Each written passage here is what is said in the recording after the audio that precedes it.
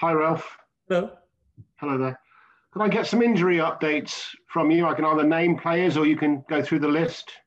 Yeah. We have Ingzi still not available, still with problems. Hopefully, we'll find him back next week. Ryan Bertrand is out still with an injury, calf injury. Ori Romeo back on the training pitch tomorrow, I think Friday. He has a scan, the last one, and then we can have a look if he's okay to start maybe with the team next week. And yes, Michael Overfame is still in training, so everything is okay so far. Yeah, that's it. So with Danny and Oriol by next week, what do you mean the weekend, next weekend? Or We have a game against Palace on Tuesday, so we have a look if it's possible. Yeah, it's a little bit short, but yeah, we'll have a look. Yeah. It's important that they maybe are coming back before the end of the season because we have 5 more games coming up, so it's good when they're available. And now obviously you've got Yannick after the appeal was won and the red card overturned. I assume you're not surprised by that decision? Not surprised, but yeah, I'm very disappointed because it's the second time this season we conceded a red card, and afterwards, although VAR was looking on it, it was appealed. So not really funny, to be honest, when you get 80 minutes playing with one man down. Even the first time when it happened against Man United, we conceded 3 goals because we were 2 men down in the end. So in both cases, it affected our game massively. And I think not to understand how this is possible for me. Yeah, so it looks like justice has been done, but like you say, a bit too late. Yeah, I mean, that's why we have the VAR for. And it seems sometimes they are only looking for getting the red card, not really looking exactly what happens here. And simply not a good job done, to be honest. Have you decided which keeper will start at Liverpool? Yes. Could you tell us who? No. I don't want to. Let's have a look. You've hinted that you will share the games out between the two of them. Yes. This can be the final 6 games, but you must always wait who is playing in the end. How does that affect defenders? Because obviously, is continuity a factor when you've got a goalkeeper for the defenders' point of view? No, because they played with both keepers a lot of games this season, and they are not so much different in their way, in their behaviors. So we played with both goalkeepers good games with clean sheets, and with both goalkeepers we had games where we haven't defended quite well. So it's not about who is standing in the goal. I think both have their qualities, and this is how we handled it the whole season. And I don't know why we shouldn't do it in the final 6 games. If you win at Liverpool, which is never easy, and results go your way elsewhere, you could confirm your safety in the Premier League this weekend. Yeah, I mean, we have 5 more games to go. I've never seen us in really a relegation threat this season, to be honest. We have been always far away from the relegation zone, the opposite to the last years. But finally, we want to claim a few positions if it's possible, I think. And with 1 game more in hand, we have a good opportunity to do so. Obviously, we prefer to get it done as soon as possible. Excuse me? Just saying, as my dog barks in the background, you prefer to get it done as soon as possible. Oh, this time it was not the dog, yeah. Yeah, it would be good to be as soon as possible, absolutely safe if you want, yeah. Just really finally from me, we've heard this week that you're going to have fans back, at least up to 10,000 anyway, to be decided. For I think the Leeds game now, the final home game of the season. Just your reaction to that? Great, absolutely amazing to see them again this season. Nobody could expect this, but I think it is fantastic for everybody to have them back, and gives you a little bit of a feeling what is coming up next season. Hopefully back to normality, and when this happens, then we have something very big back for our fans, and this is what we are very happy about.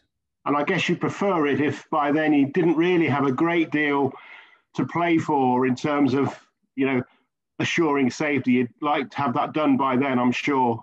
Yeah, sure. I mean, But as I said, we have still a chance to claim a few positions, and they should help us in the last game at home. And then I think also against West Ham, we will have supporters in, well, not our own maybe. But yeah, this is great for us, definitely. Thank you very much. Thank you. Thanks, Gary. We're going to have a new rule as well. If the dog barks, you need to show us the dog in future. Everyone is on the call. Okay, yeah, no problem. There he is. Okay, we'll go to Chris Temple with Premier League. Hi, Ralph. Good afternoon. The good news is my cat is not as noisy as Gary's dog. What would it mean to you to do a double over your old friend Jurgen Klopp this season? Yeah, I think it was an amazing game we had against them here at home with the win. And yeah, the problem was, and maybe we were celebrating so much that after this game we haven't won for I think 6 or 7 games. So yeah, but as I said, it was a special win for us. And finally, although they are not now top of the table, still a very, very tough opponent to play against. And but a lot of teams have shown this season that it is possible to take something there. And yeah, we go there for being brave and for also looking for our chance. How surprised have you been, Ralph, that Liverpool have found it so tough to hold on to the top 4 this season? And knowing what you know about Jurgen, how will he be feeling about not being as competitive as he wanted to be? Yeah, sure, hard to take for him. I think it was a tough season for him also. But for me, it was not so surprising after the effort they have put in the last 2-3 years to find the biggest target they have with the Premier League title after such a long time. And then with the injury problems, they were struggling, yeah, like we also have after Christmas, where we had sometimes a lot of injuries on crucial positions. And I mean, there is a reason why Virgil van Dijk is an important player for them. And it's not also for Liverpool not easy to say, yeah, that's strong without him. So I think this injury problems definitely cost him a lot of points in this season. But yeah, when you know him and when you know the quality of his side, then I think that it's only a question of time when they come back to be competitive on highest level. And finally, for me, you've had a tough run of games. You've obviously had Leicester twice in the Cup and in the league and Spurs in between. Do you feel you've got better with every game? I know the red card didn't help the other day, but do you feel you've got better since Wembley? Yeah, I mean, we had a few issues in our game, especially also with the ball. I think we are getting back to being more brave and finding better solutions. Some players coming back to their old performance, to their old form, and this is what we need then. We have still a little bit problems with a few guys, but yeah, in total, it's a lot about having alternatives on some positions that gives you duels. Then you have to show up more, and finally, that every player gives a little bit more on the field leads us to a much more consistent performance over 90 minutes. And this is what we need also against Liverpool and against Leicester. I think we had this, although we were mum and down, we were really fighting hard and believing that we can take something there. And this was a big difference to the past against Leicester when we collapsed completely when we have been 1 man down after 10 minutes. Thanks a lot, Ralph. Go well Saturday. Thanks a lot. Okay, Ian at Radio Solent.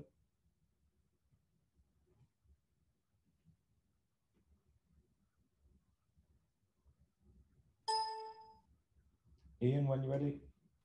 Okay, right. So, Ralph, first of all, talking about Vestergaard, how much has it given everybody a psychological boost this morning, the fact that he's going to be back available for the weekend? Yeah, especially for him, it was important. I think we were punished enough with the 80 minutes, 1 man down.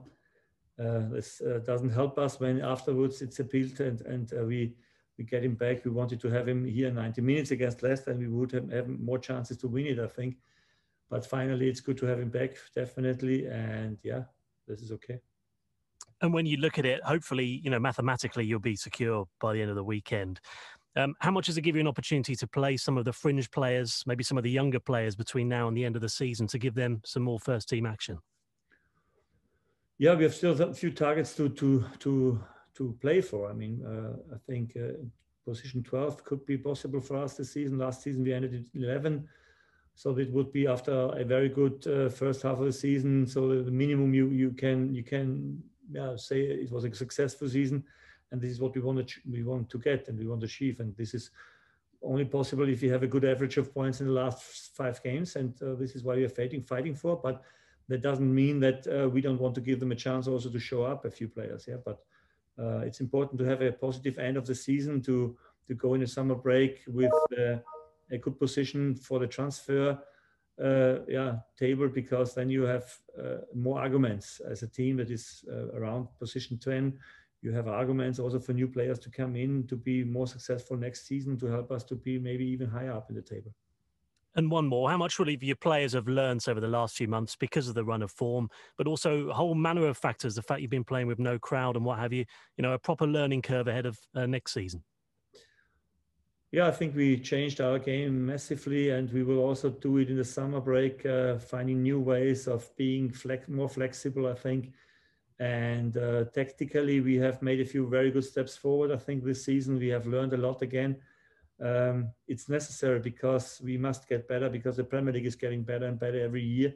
Players are coming for a lot of money, what we don't have, but we have to be competitive against them. And that means we have to find other ways of performing better. And that means being smart, finding new solutions in possession and against the ball. As I said, being more flexible, and then we have enough to do in the summer to come back even stronger. Thank you, Ralph. Appreciate it. James at TalkSport. Thank you. Hi, Ralph. How are you? Hey, thank you. Okay. Ralph, the team spirit and effort shown last Friday against Leicester, going down to 10 men, does that give you real positivity heading into these last 5 matches? Yeah, it was especially the point was for the mentality very important, because it was a hard fight, and if you then lose in the end, then it's still a very disappointing moment. So we could have something like a small success that helps us definitely, and gives us a belief that we can also defend with 1 man down for 90 minutes or 80 minutes nearly. It helps us hopefully in the last 5 games to find back to our form what we had in the first half of the season. It's obviously great news to have Yannick Vestergaard to call upon this weekend, but is it really difficult to understand how you can get to a situation where a decision is overturned after the match when you've got all the technology there for the right decision to be made at the time? Yeah, it's very difficult to understand.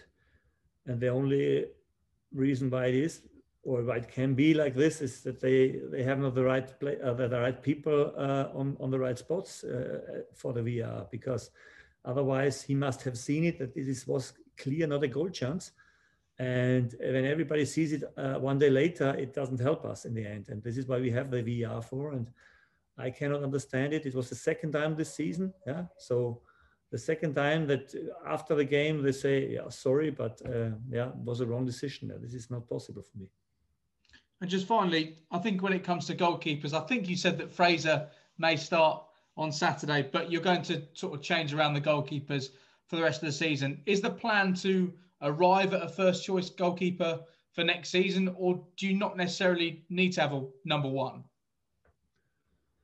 I need to have a good goalkeeper in the goal, and if it's number 1 or number 1B or however you call him, it's not interesting. He has to have also a duel with another one, like every other player on the pitch. I'm not really a big fan of having a clear number 1 sometimes, because it's always normal that goalkeepers have the good moments where they are good in form, where they they save you the games, they make big saves to keep you a clean sheet or to win your game.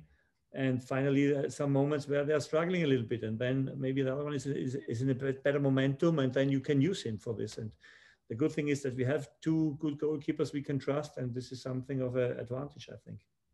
And I can ask you one very final one. You mentioned that Danny and Oriel could be back in training next week. In terms of Ryan Bertrand, do you think we will see him again this season? I don't know. Still struggling, and we'll see. He's not in the sessions in the moment. Thanks, Ralph. Good luck. Thank you. Okay, Jim at PA. Thanks. Hi, Ralph. Good afternoon. Hello. Hi. Can I just check Minamino? He's not able to play. He's under the Minamino. is not available because of the loan situation. He's not available. Yeah, it's a pity. Have you had any more thoughts or talks about looking at that past the end of the season, or do you think you draw a line for that? No, not yet.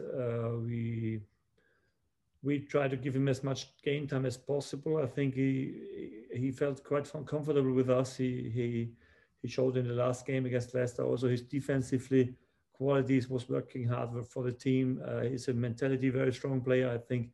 And yeah, he made a good job in the few attempts he had for us. And we don't know yet what happens in the summer.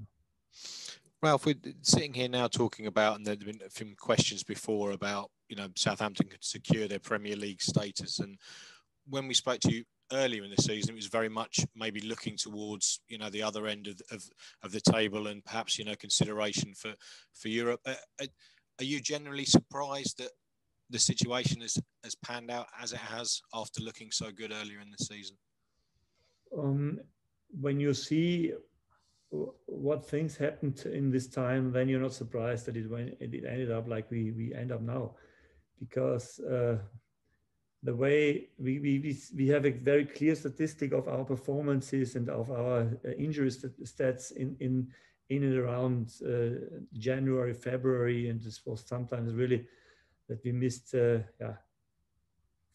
9 players, and that gave a few academic guys the chance to play. We were concentrating on the cup also, that caused us also a few injuries, and this everything together I think let us drop a little bit. And yeah, it was not that surprising, to be honest. It only shows us that when you want to be constantly in these areas in the Premier League, it's not possible to outperform all the time. So you have to win also some tight games with also maybe the B team if you want, or the players, they are not playing all the time, but their quality in this season was not good enough always to lift us and to give us a good alternative.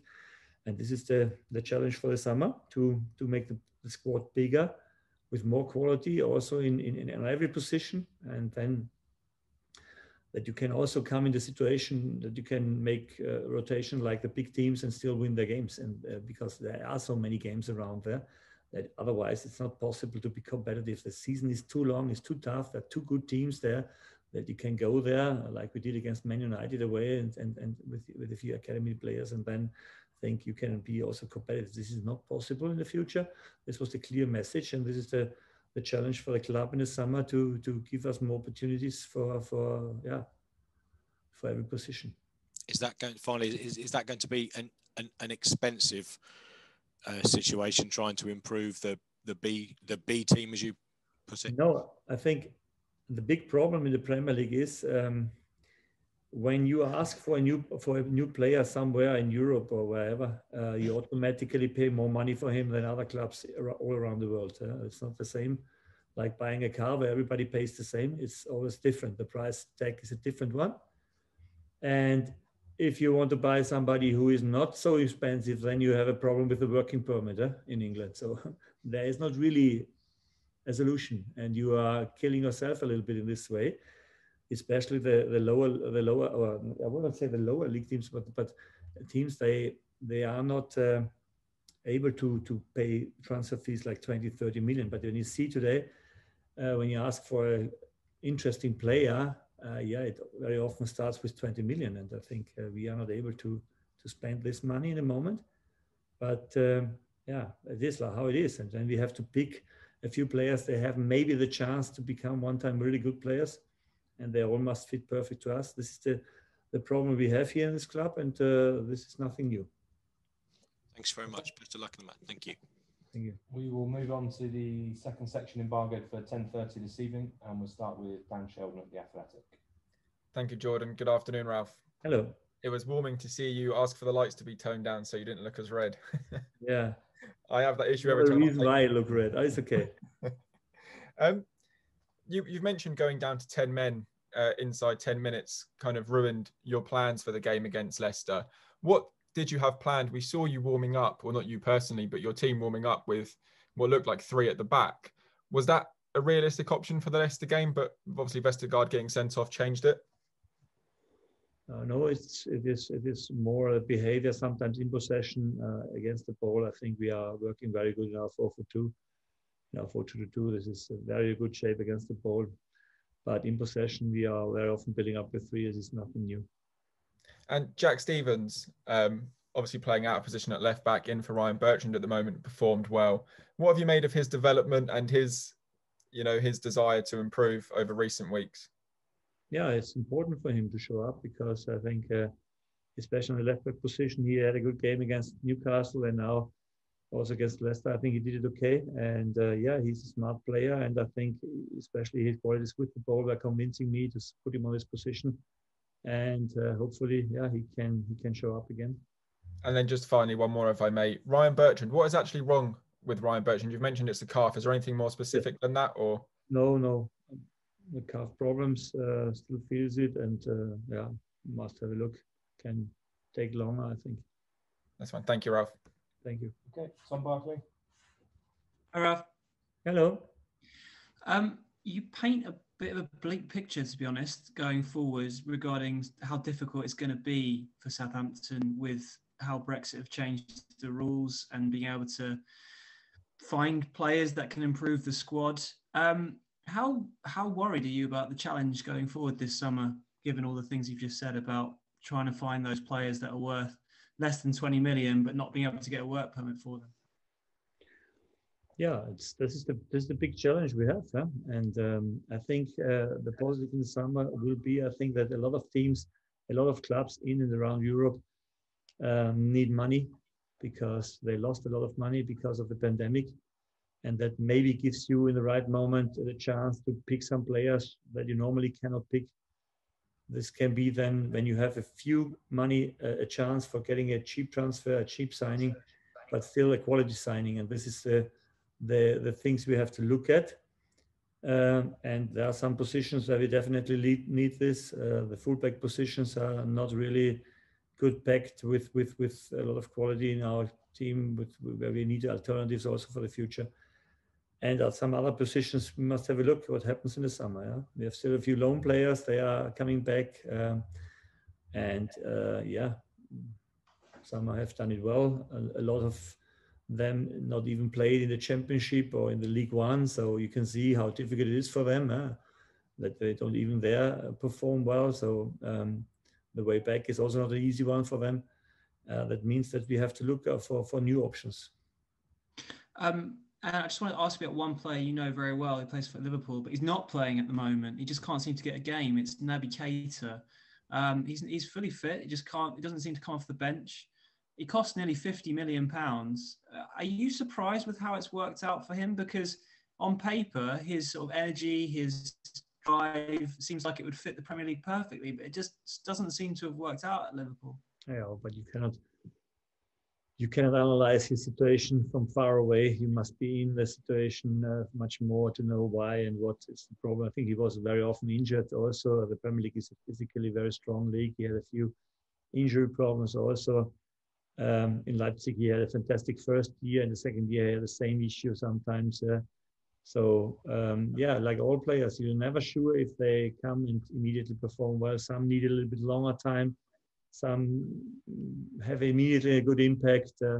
It's not only Liverpool, Keita, you see it everywhere. Chelsea, Werner, Havertz, they also took time to perform well. Sometimes the transfer from the Bundesliga and the English Premier League is a different one because it's physically more demanding and you need time to adapt to this game here. And yeah, this is not so surprising for me, to be honest.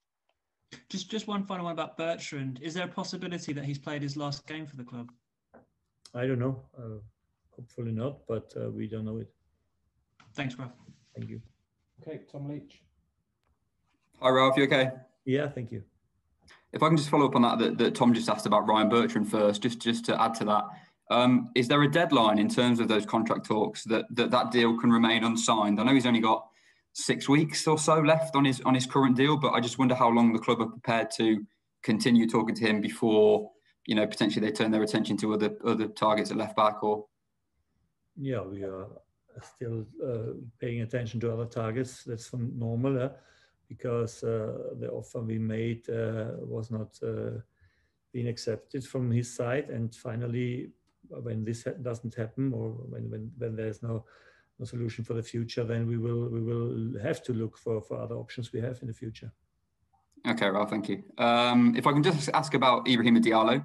Mm-hmm. I think it's been an interesting few weeks, really, for his Southampton career. We always knew that he was signed for the future, perhaps not meant to be seen this much this early. I feel like at times he's impressed, at times he's maybe fought hard and struggled. But I spoke to James Ward-Prowse on Tuesday all about him and the impact that Prowse can have on improving him. How much can Diallo learn from James Ward-Prowse? And also, who do younger players learn more from? Is it from players like him, or is it from the manager? It's difficult to say from whom they learn the most. I think the most they learn from playing the position all the time against top teams, that you find the way, what solutions are the best. Sure, you can give him a few advices how he has to move and how he has to be there, but the last decision making on the six is up to him. And sure, you have with Ori Romeo, a player who is on the ball, fantastic with his moves to keep the ball. Prowse is more the player that is unbelievable, running and closing the gaps and defending very well with the ball, keeps it simple. So both have their qualities. Ibra is a completely different player who likes to turn and then go with the ball. He has a little bit more speed, I think, to go forward also and carry the ball a little bit longer, a little bit like Stewie when he plays on the six now. There was a new experience in this season that he can also do it for us, and not in a good way. And finally, it's important to have different characters on this position, that you can always choose what you need. In the moment, Ibra was a little bit struggling, I think, also because of the Ramadan, because these guys in the moment have problems with reaching the highest level, and they're not with 100%, what is not so surprising for me. But I'm 100% convinced about this player, and he showed some fantastic games this season, how good he is on the six. He was obviously on the bench on Friday. Was that because of Ramadan fasting? Is that why he was left on the bench? Was he struggling a little bit? Yeah, I can. Well, that is the feeling I have, that the guys in the moment, o'clock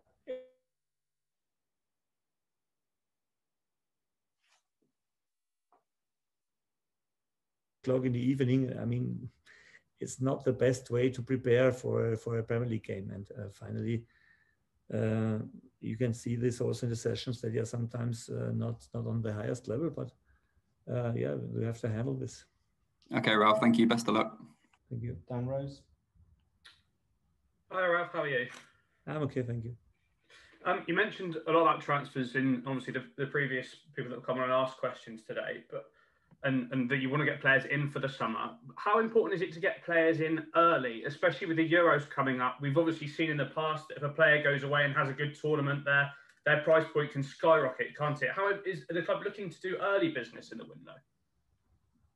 Yeah, I think the first 1-2 signings should be early ones, and then you should wait, because then sometimes things are plopping up what you are not expecting, and that can give you a very interesting opportunity to get maybe players in you didn't expect them. Also, still the end of the transfer windows, not every good player will find the spot he wants to go. And then as what we have made this experience last summer, that suddenly in the end of the transfer window, you need a little bit money rest for the special signing, what suddenly plops up because somebody else finally didn't go for him. And just on the Euros, if I may ask, just looking ahead to the summer, it was obviously announced this week that the squad sizes will be increased. Obviously, that gives your players more of a chance to go away and represent their countries at international level at a tournament. But as a club manager, how do you see it? Because I suppose after such an intense club season, you want them to have a bit of a rest as well, won't you? Yeah, but in our club there are not so many involved in the Euro. It can be Yannick Vestergaard, Jan Bednarek will be maybe Prowse, then Stewie Armstrong and Shay Adams, so 5 players. Don't see much more, to be honest. Thanks, Ralph. Thank you. Okay, Tony Banks. Hi, Ralph. Hello. You were talking about transfers earlier. Southampton have historically a very good record of dropping down and looking in the lower divisions for players and bringing them through and developing them, and also to a certain extent looking at Scotland and areas like that. Is that going to be the same pattern, do you think, for where you have to look in the future, in the near future anyway?